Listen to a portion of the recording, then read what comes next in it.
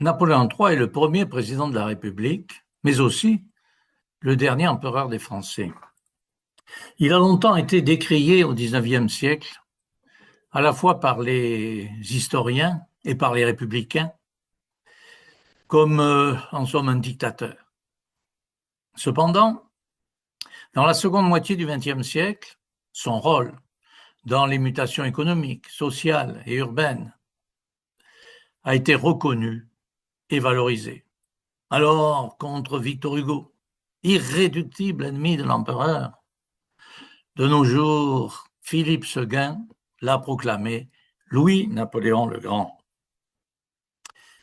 Il est né le 20 avril 1808 à Paris. Son père, c'est Louis Bonaparte, roi de Hollande, et sa mère, c'est Hortense de Beauharnais, la fille de Joséphine.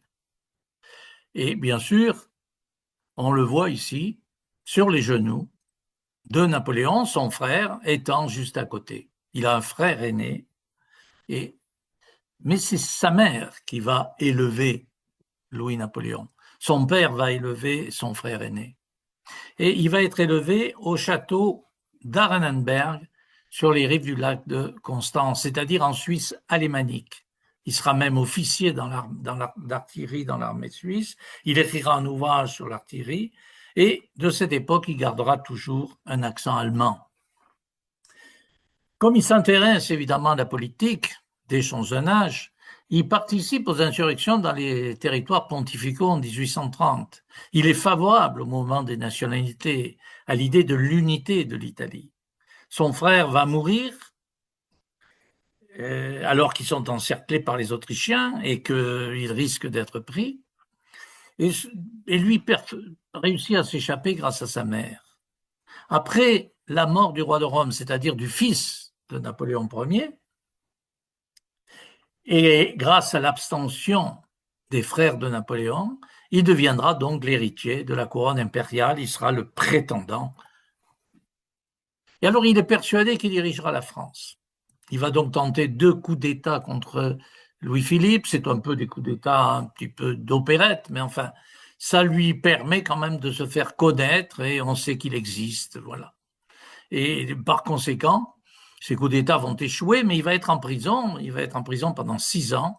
Et c'est là, au Fort de Ham, qu'il va réfléchir et écrire son livre sur l'extinction du paupérisme.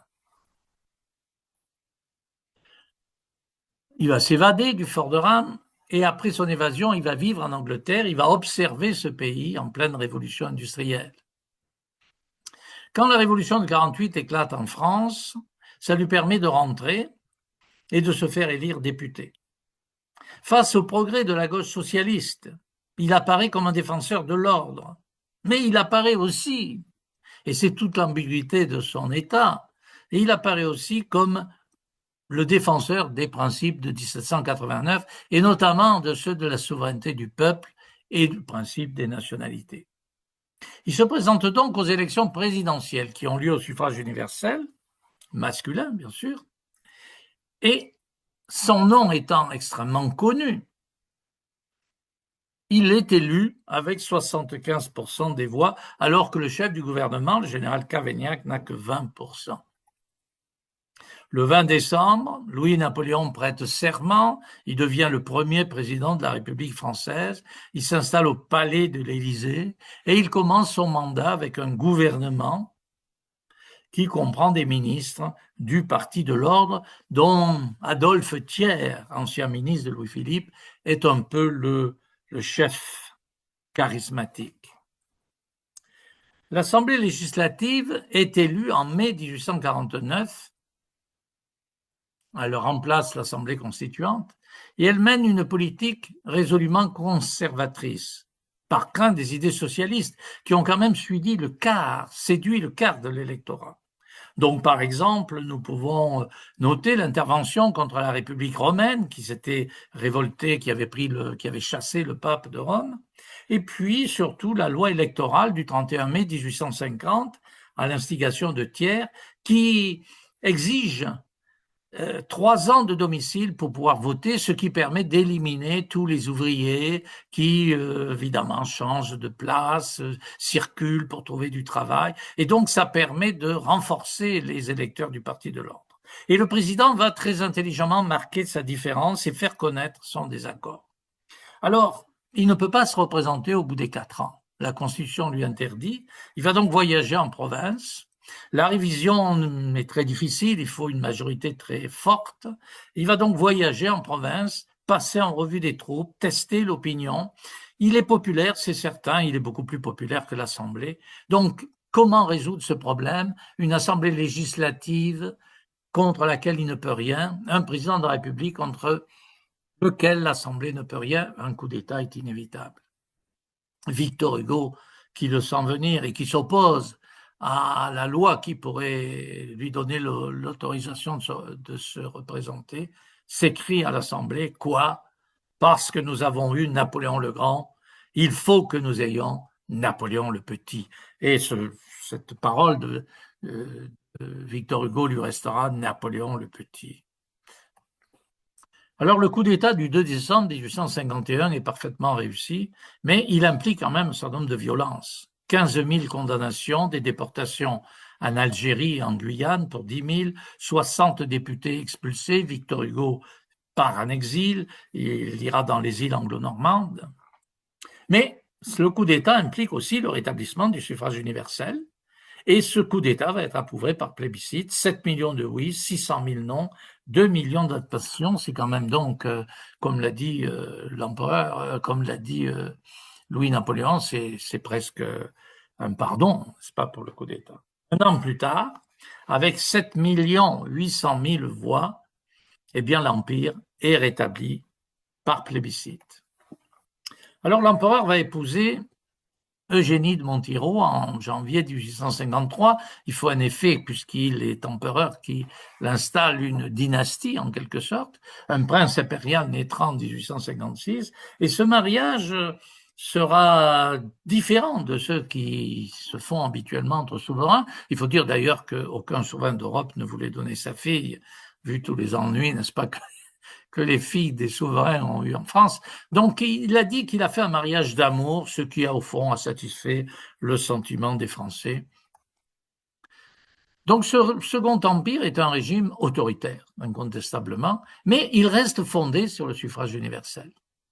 Napoléon exerce un pouvoir personnel, il a le droit de faire appel au peuple, il est en lien direct donc avec lui, il ne veut pas de parti bonapartiste, et il est en effet plus progressiste que la plupart des hommes qui le soutiennent. On le soutient beaucoup pour la garantie de l'ordre, mais lui, il veut évidemment transformer le pays, il veut améliorer la situation du peuple, de sorte qu'il est obligé d'employer la ruse et le secret pour faire passer ses projets, et il n'y parvient pas toujours.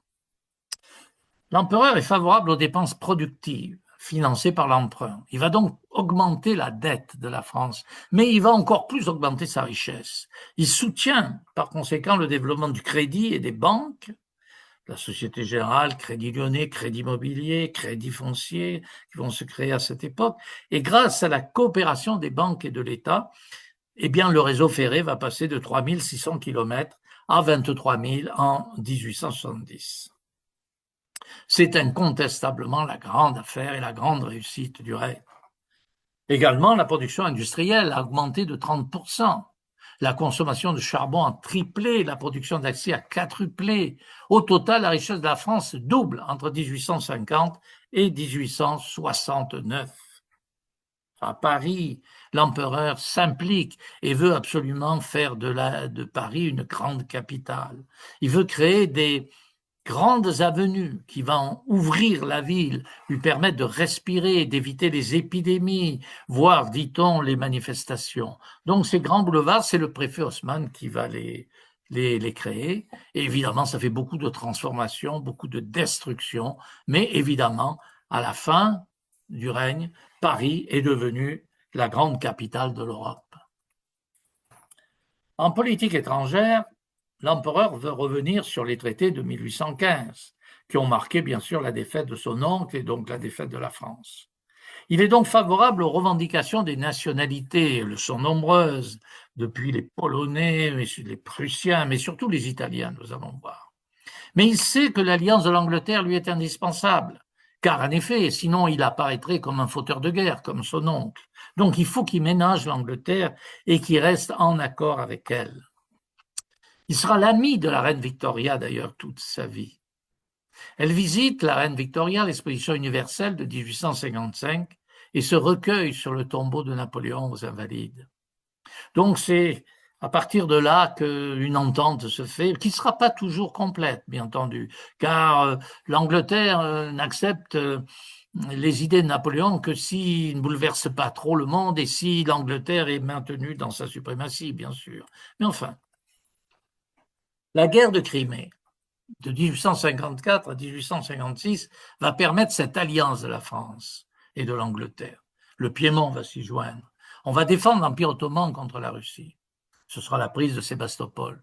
Les pertes seront très lourdes à cause des maladies, du froid, de la mauvaise organisation de l'armée. 95 000 Français mourront sur 120 000 au total. Mais c'est au Quai d'Orsay, qui vient juste d'être achevé, qu'est signé le traité de Paris, qui met fin à la guerre le 30 mars 1856. Ce traité de Paris efface en somme les traités de 1815 en partie. La France a retrouvé son rang en Europe et en Orient. Donc, Napoléon III participait aux révoltes des Italiens en 1830.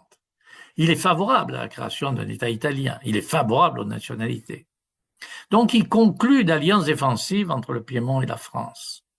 L'empereur d'Autriche, qui est jeune et inexpérimenté, face aux agitations du niçois Garibaldi, déclare la guerre au Piémont en avril 1859. Napoléon peut donc envoyer l'armée française au secours de son allié. Il va remporter 2 victoires, Magenta et Solferino, en juin 1859, et donc il va signer un armistice avec l'Autriche. L'Autriche perd la Lombardie, elle est donnée au Piémont par la France, mais conserve la Vénétie. Mais finalement, contrairement à ce que voulait Napoléon, c'est-à-dire arrêter cette affaire et s'en contenter de ce premier royaume d'Italie, en fait, l'Italie centrale se soulève et demande son annexion au Piémont. Ce sera ratifié par plébiscite. En contrepartie de cette création de ce royaume d'Italie du Nord, il était prévu que la France reçoive la Savoie et le comté de Nice en bleu sur cette carte. Et donc, il y aura un vote populaire par plébiscite pour ratifier ce rattachement. C'est évidemment un grand succès de Napoléon III. L'Angleterre laisse faire. Bon, on n'aurait peut-être pas pu annexer beaucoup plus, mais évidemment, pour la Savoie et Nice, ça passe. Napoléon III a également modernisé la marine, car c'est le moyen de l'expansion coloniale. Elle commence avec lui, elle s'approfondit. Il achève la conquête de l'Algérie. Et la marine française s'empare en quelque sorte de la Nouvelle-Calédonie, du Sénégal, puis de l'Indochine. Donc c'est le début du Second Empire colonial. Tous ces succès s'entourent de prestige et de faste. L'empereur et l'impératrice ont une cour aux Tuileries, c'est la fête impériale, des bals, des dîners, des réceptions, de personnalités. Cependant, après 1863, l'empereur est de plus en plus malade, il souffre de la vessie, d'un calcul dans la vessie. Les oppositions profitent de sa volonté de libéraliser son régime. Elles vont donc hausser le ton. La presse est un peu plus libre. Et puis sa politique italienne dérange de nombreux catholiques qui sont partisans du pouvoir temporel du pape. Or, on sent bien que les États du pape risquent de disparaître avec l'unité de l'Italie. Il signe un traité de libre-échange avec l'Angleterre, car il veut évidemment faire baisser un peu les prix les prix en France. Mais cette politique mécontente certains industriels. Bon, ils ne vont pas aller jusqu'à protester contre l'Empire. Sa politique sociale. Il autorise le droit de grève en 1864, c'est-à-dire il supprime la loi Le Chapelier de la Révolution, mais ça ne lui apporte pas, bien sûr, le soutien des chefs des socialistes ou des républicains. En revanche, pour les ouvriers, certains seront un soutien de l'Empire. La catastrophe, c'est l'expédition du Mexique. L'empereur veut profiter de la guerre de sécession aux États-Unis pour créer un empire latin allié de la France. Il va donc envoyer une armée importante, mais cette intervention militaire sera un échec retentissant. En revanche, l'exposition universelle de 1857, l'inauguration du canal de Suez en 1869, malgré l'opposition de l'Angleterre, et le plébiscite de 1870 sont des succès incontestables pour l'Empire. Bon, il met en place peu à peu un empire libéral et un système de plus en plus parlementaire. Il veut aller vers la liberté. Mais l'absence de soutien des députés l'empêche de généraliser comme il le voulait l'instruction primaire et de réformer l'armée, car il sait qu'il faut faire face à la montée de la puissance de la Prusse, qui a vaincu l'Autriche et qui a entrepris l'unification de l'Allemagne. Les machinations du chancelier Bismarck, qui a besoin d'un conflit avec la France pour unir tous les Allemands, poussent le gouvernement, le corps législatif, l'opinion à déclarer imprudemment la guerre à la Prusse le 19 juillet 1870. Mais l'armée prussienne est mieux préparée et plus nombreuse. Napoléon III est malade, il est affaibli. Il se laisse encercler à Sedan et capitule le 2 septembre 1870.